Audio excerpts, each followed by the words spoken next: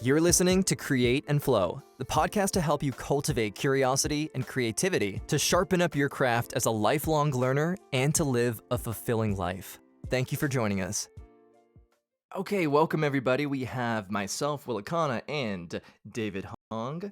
Today in this podcast, we're going to be discussing the dark side of self-development. So when we think of self-development, we think of, positivity, growth mindset oftentimes, but there's also a pitfall of self-development, which is what we're referring to as the dark side of self-development. That is this constant comparison game that goes on. You looking at your progress and then comparing it with other people who are either progressing much faster than you or who are already at the top. And this is very self-defeating. But I want to turn this around and say that it's a perspective thing. And that's because, well, let me give you an example. David, you're familiar with Roger Bannister breaking the 4 minute mile, right? I love that dude. Yeah. So when Roger Bannister, he was the first person to break the 4 minute mile, running a mile less than 4 minutes. Before him, it was thought to be nearly impossible.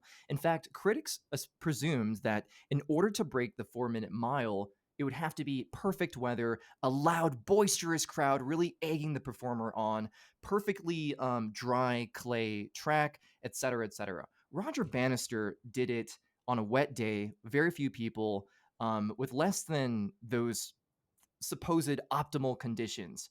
Well, after he broke that record and the story of him and how he did it began to circulate around runners around the world, runners of runners began to break the 4 minute mile within a few, like not even a year after he broke that record.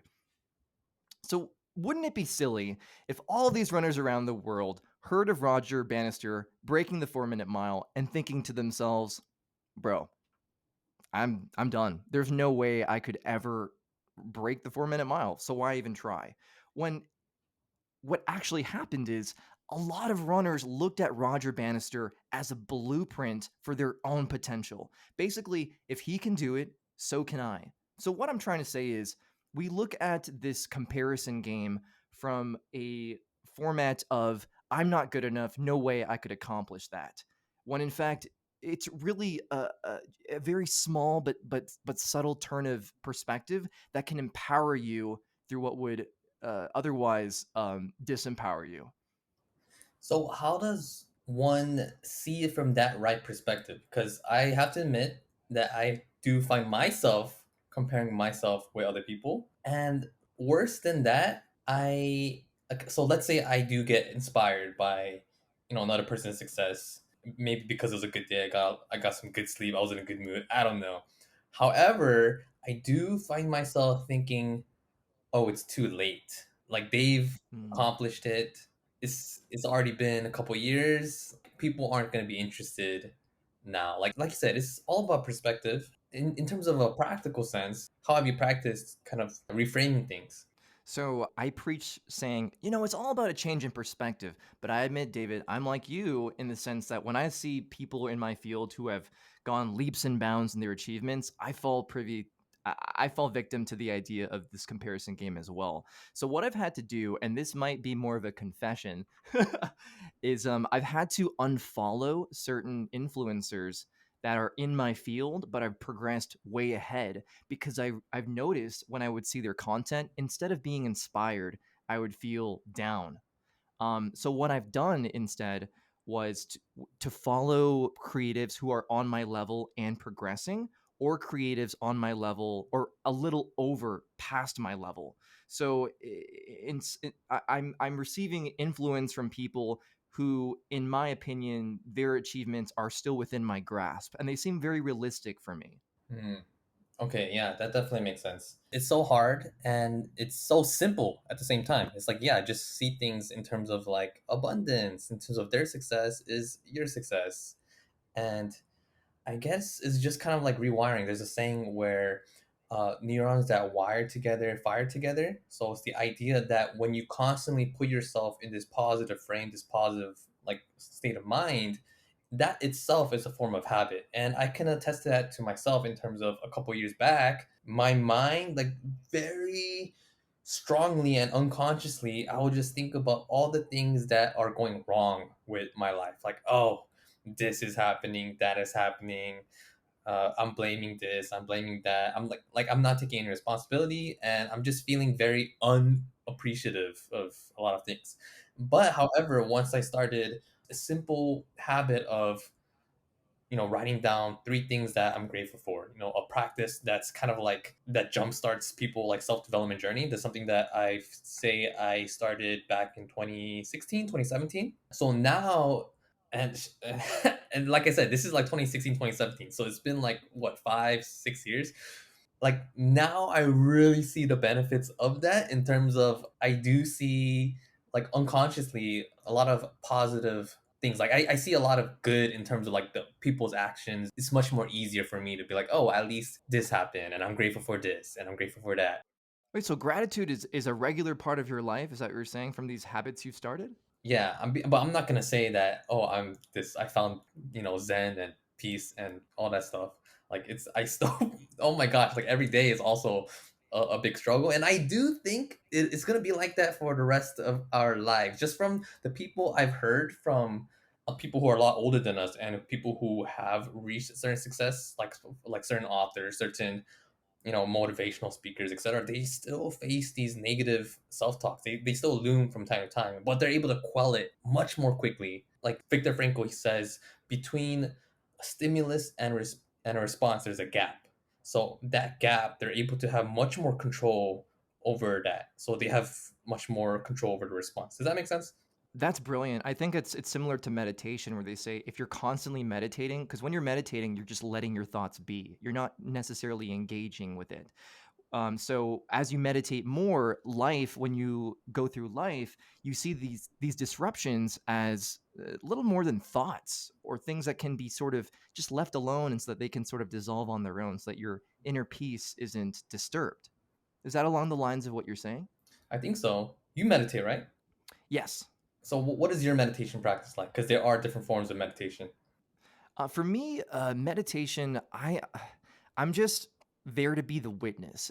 Sometimes I'll switch it up and try to focus on my breathing, but primarily I'm just there to be the witness. And I've noticed in my practices, as I just I see these thoughts. Okay, it's a thought. Okay, it's going away.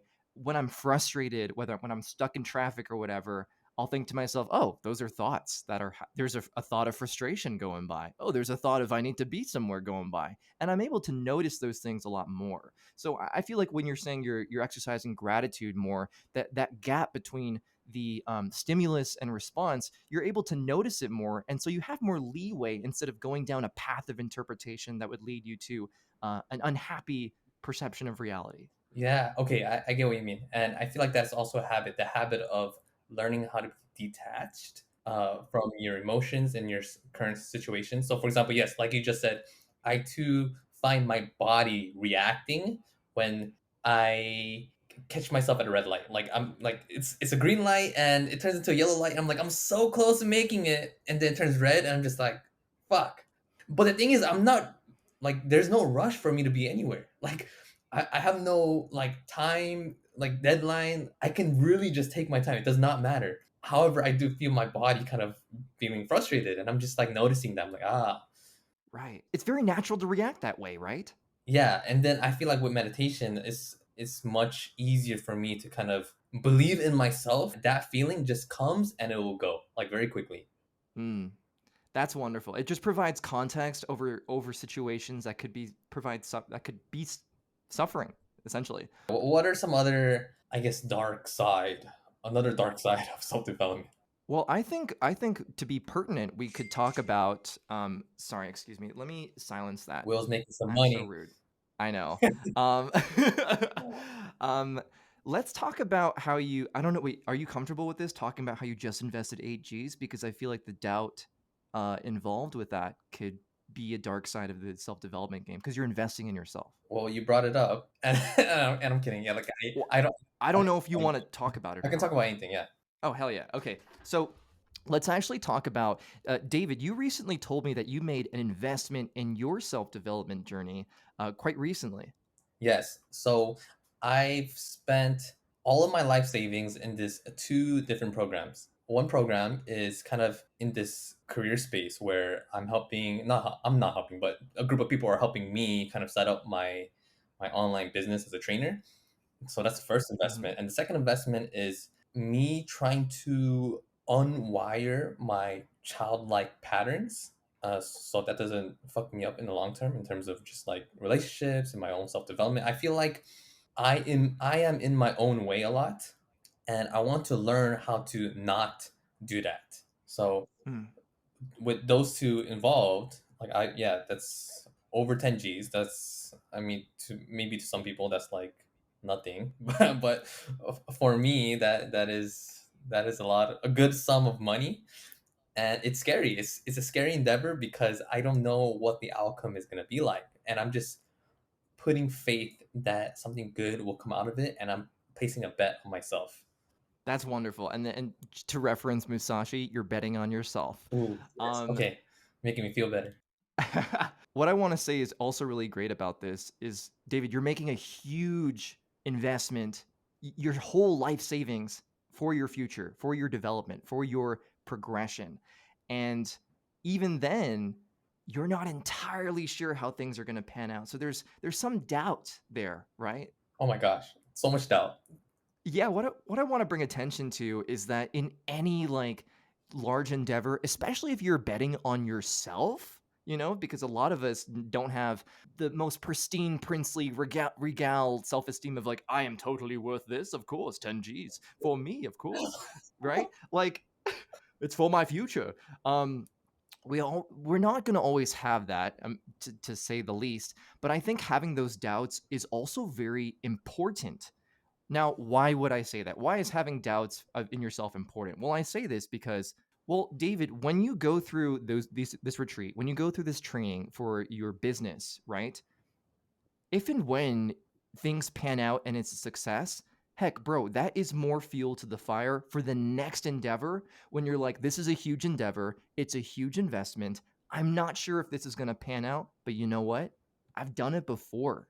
So I think these doubts you're experiencing, the doubts any of us experiencing before any large endeavor, it's not only natural, but also very necessary to the strength that is going to develop once we go through those things. I'm glad you said that because that reminded me that it's so helpful to have a friend or a loved one just reminding you of that perspective, because I did not think about that until Will just told me right now. So I feel like those other people who are facing much doubt, much uncertainty, it's very important to surround yourself with just positive people, positive in a sense that they are forward thinking, they are biased towards what do you call it? They're biased towards optimism, Hmm. and we very much preach, not preach, or maybe it is preach. We very much believe in the idea that we are the average of the five people we hang out with. So that's just so important. And for the people who don't have that strong connection with others who are positive minded, I think we mentioned this in the other podcast. Books, I feel like, is a great resource, and that's something that's been a lifesaver for me because I'd say besides a very small handful of people, like Will being one of them, I still don't have like a very strong connection with those who I feel like are people who I want to emulate and who I feel like are a great influence to me. So yeah. Hmm. And oh wait, hold on. You mentioned something. I had something on my mind, but I was listening to you. What did you say a little before that? Oh, the idea of a support group. Mhm. Also, if you're pursuing something, there's this website called Reddit, and they have subreddits. So let's say you're interested in cars or interested in graphic design, anything. There are communities online where you can sort of post your journey and see other people's journey and gain sort of inspiration from that. If books aren't as interactive for you as you'd like them to be, there are definitely groups for that. So recently, just to relate to you, David. As you know, I've invested over $10,000 in a vocal booth for my voiceover career, and in the beginning, I still there is some doubt, but in the beginning there were so many doubts. Like, oh my gosh, I've been doing voiceover for 4 to 5 years now. Like, is this investment going to be worth it? Can I actually pay off this booth with the work that I'm going to be booking for voiceover? And so far, I am on the track, and I'm making more money in voiceover than I've ever had in my career. But in the beginning, it was very scary. I felt very dubious. I felt very stupid to be doing this. But I also had a friend who I was sort of admitting this to and being like, yo, I feel my other friend who was also named David. I said, yo, David, like, I feel kind of dumb. I feel like this isn't going to work. And he said, all these businesses, they have startup costs, and that's a very normal part of starting a business. And once you put that into perspective, once you have, because when you're starting something out, especially if it's very important to you, it's so easy because you're so close to the issue that you're going to doubt yourself. So David's bringing up a great point. So if you're going to dive into something, talk about it with someone else, someone who's a supporter of you, more preferably. That's why I've been posting more stuff just online in terms of starting a newsletter, posting just more content on IG, just because I am actively trying to find others who are like-minded. I mean, I'm not trying to give advice to anyone more, so I'm just trying to remind myself to keep doing it because so far I've found a lot of success in doing so.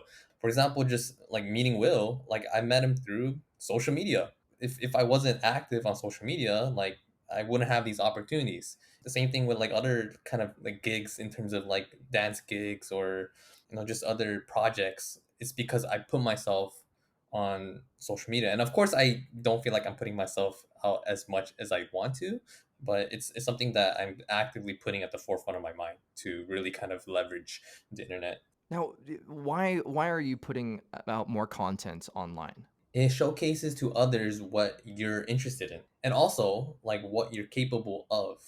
And I've noticed that other people, they want to work with others who put in the work. And I think me, when I'm being consistent with like my writing or like fitness type of stuff on social media, they kind of Mhm. see that, okay, David is someone who is reliable. He's someone who's constantly putting work in his craft. This is a field that he's interested in. Wait, did I answer your question? I think so, yeah. I think you're bringing up a great point. You know what you're interested in, so you're sort of showcasing it for the world, and you're opening up possibilities for collaborations, for people to engage with you, for interactions, for relationships that sort of strengthen or come into line with that interest. I think that's very important, and leveraging the internet to sort of do that is and to open the doors for interactions and for your own discovery. Because l- let me give you an example. I have a friend who's a voiceover artist as well, and she just finished a voiceover. It took like 2 years for this video game, and I asked her, I said, how did you get that gig? Did you audition through XY? Did you have an agent? And she said, well, I went on Facebook and I typed in a post about how she's an actress. I wanted to get into voiceover. And if anyone knows anyone in the industry, let me know if you have any friends or family. And a friend of a friend reached out to her and said, hey, my husband's working on this video game and they need voiceover actors. Would you be interested in auditioning? And she literally landed that gig by projecting outward on social media that, yo, this is what I'm about. This is what I want to do. Of course, consistent work and showing that you're reliable is a part of that. But I definitely agree with you that leveraging social media to bring about those opportunities and not being afraid to show people what you're interested in and what you're about is very beneficial. And I don't feel like it's just for creatives either. I feel like for anyone, this is a platform. Like the internet is like your platform to build a portfolio. Like let's say you're an engineer and I have a friend who is just having the hardest time getting a job at any like tech engineering firm, let alone like like an internship. Like it's just so hard for him. It's so competitive. And I told him like, hey, might as try to work on a solo project that you're really interested in and kind of showcase it, like put it on social media, like create like blog post or something, create a video, like a YouTube video. And I feel like that would really make you stand out because it showcases that you are different from everyone else, that in terms of you are putting yourself out there, first of all, and secondly, yeah, not a lot of people kind of are confident that they enjoy or like this specific thing. Which, and I get it. There's the fear of being ridiculed, and that's what prevented me for the longest time putting myself out there. But yeah, that's I feel like that's just so important. Yeah, and these things also root down to self-esteem and being like, you might not feel like it's worth it, but just give it a try. Give it a try. And this dark side of the development game can turn to light because you're putting yourself out there, and wonderful things do come to those who just try. Yeah, and to stay on that theme, there is another, how would you say, another avenue that's connected with the dark side of self development. And I think, have you heard the term holier than thou? I have. Oh, can you go further into it? Yeah, it basically means when you feel like you're better than everyone else because you're on this self development journey. Mm. So you start criticizing those who are not on the same path because you're able to see your own flaws. And because you see your own flaws, you see the flaws of others. And there's this sudden compulsion to kind of let that out, like, oh, like you gotta work on this, and they have this obligation to try to save others. Does that make sense?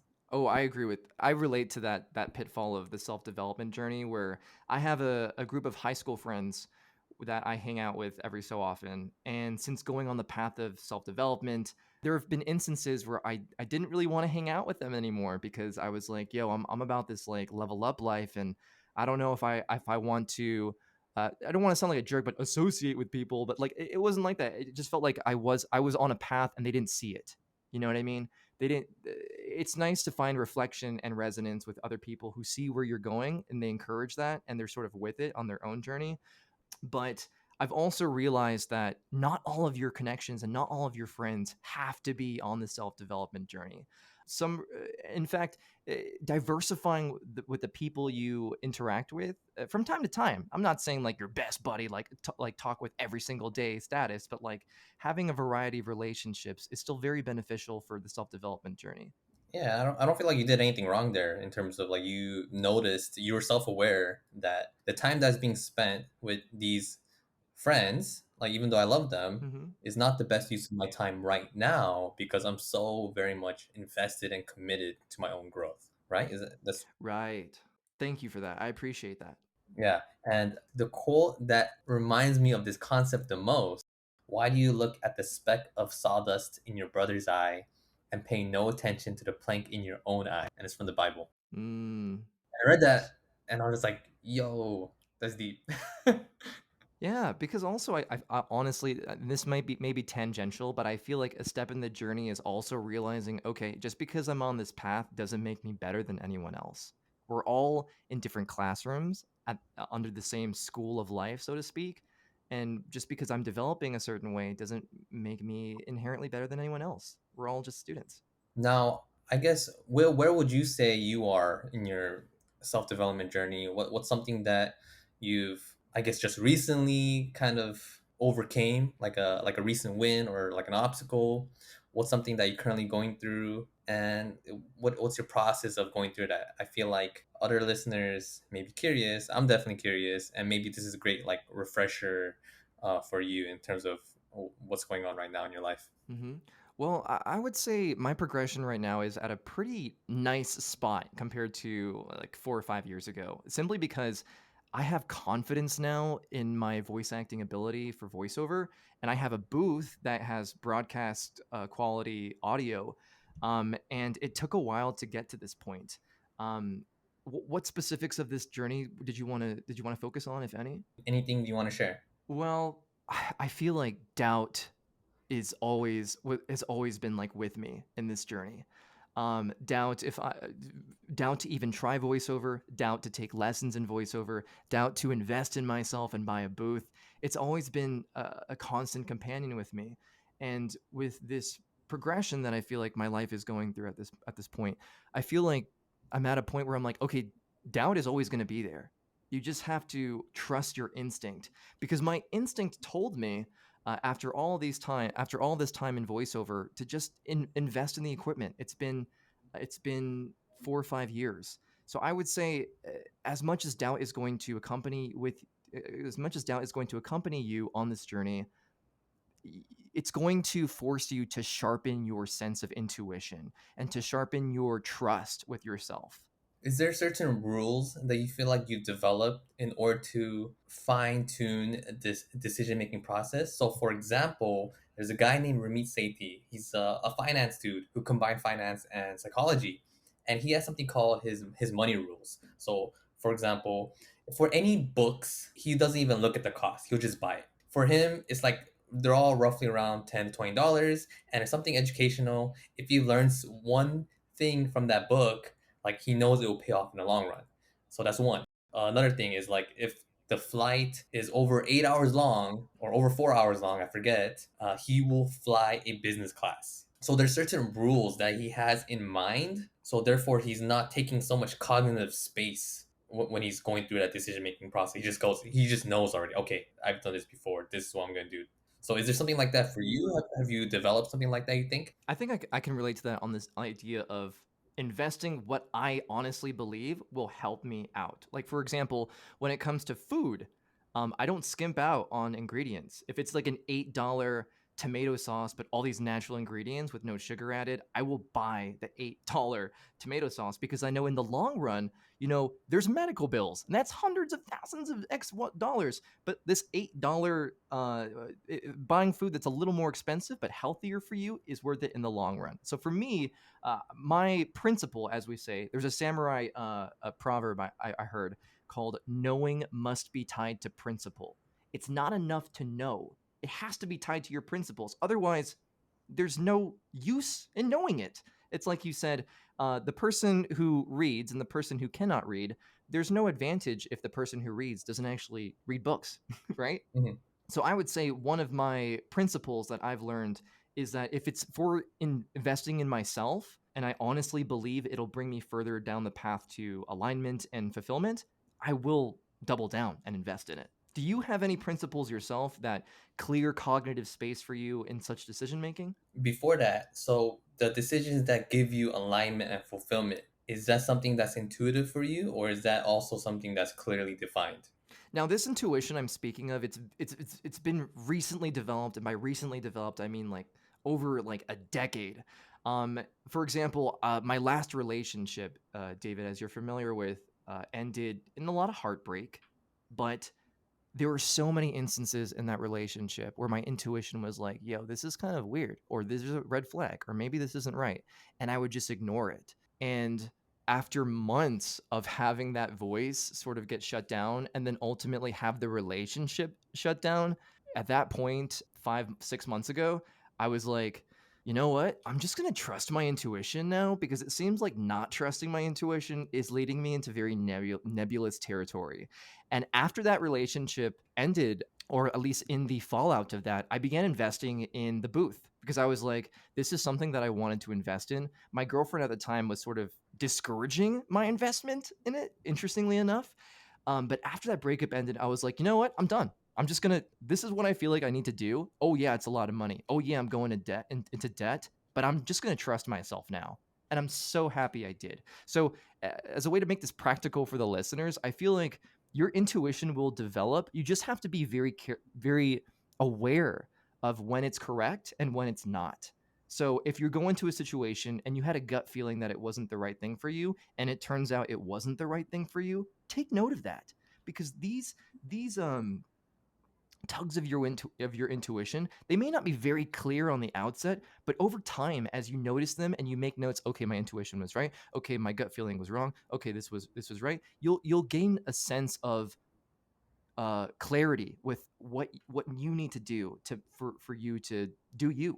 This might be a really hard question, but I'm curious, when you're trusting your intuition, have you noticed what your body is kind of doing? Like, do you feel like an expansion in your body somewhere? Do Oh, you David, you were the one who told me that there's a contraction in your body when you feel like, oh, like you this is the example you gave. Like you said, "Hey Will, so this is an example.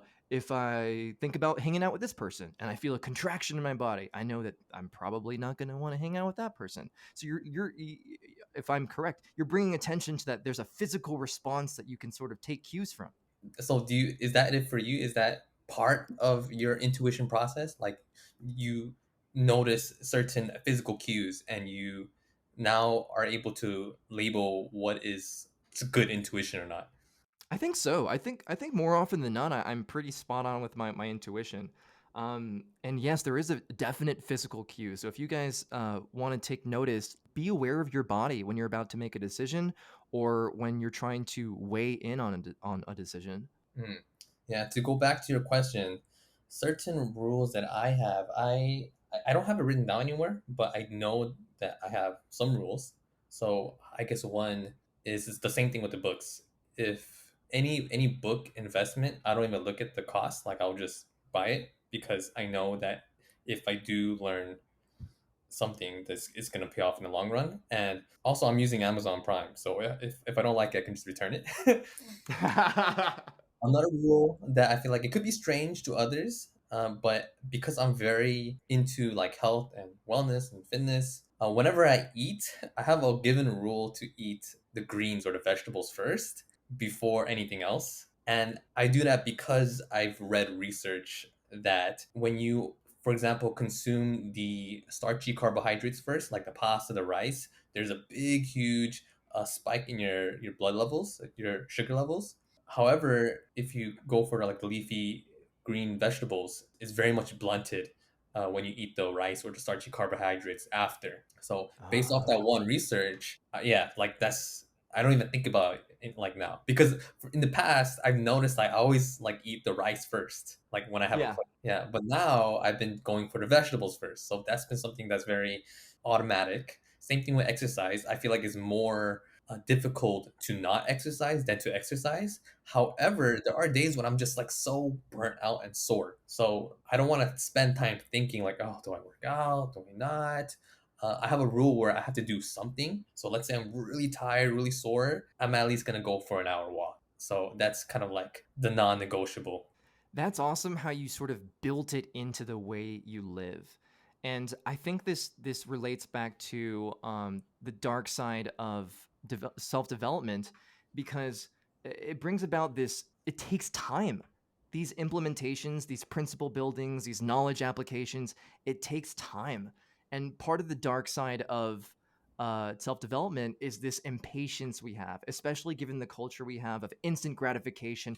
Everything has to be done now, like 2 week 6 pack abs. I have the formula for you. All of these conveniences of the modern day, which are great for sure. Amazon Prime, hey, if I don't like a book, I can return it. They're great, but they can set up an unrealistic expectation when it comes to self-development. And we just want to caution you that, not caution, but say, hey, this takes time. You're not just doing XYZ, you're integrating principles into your life that will change who you are. I want to add another thing, and I want to remind everyone again that me and Will are not experts.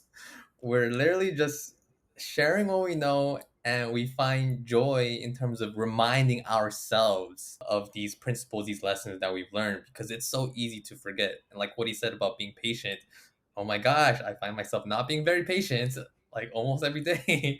So whenever Will's talking, I'm like, yes, yes. Okay. And when I say something, the main audience is for myself, I'd say. So Yeah. Well, we anticipate that everyone who's listening is also on the journey with us. So we're not preaching to you as like mentors, or rather we're just sharing what we discover. We're a group. yeah, so guys, ladies, if there's any lessons that you have learned recently, like we'd love to engage with you all. So if like write things down in the comment, like send us a message. I feel like in order to really build this community, we have to yeah, just engage. And I'm very open to that. Will's very open to that. So please don't be shy. Send us a message, give us a review on Yeah. on the podcast, good or bad, really. Like we want to just improve. We don't care if the podcast is bad because we know that there's so many things that we gotta improve on. So please do not feel shy to reach out. Yeah, because we will engage with you. Trust me. All right, well, should we wrap it up here? I think so. Thank you all so much for tuning in. We really do appreciate it, especially if you made it this far. And yeah, we will see you in the next one. Peace. Peace. Thank you all so much for tuning in. If you haven't done so already, please leave us a review, either good or bad, to help us better produce these episodes. And if you'd like to support us, you can share it with friends, leave a comment, and/or send us over questions to cover in future episodes. Thank you all again for tuning in to Create and Flow, and we will see you in the next one.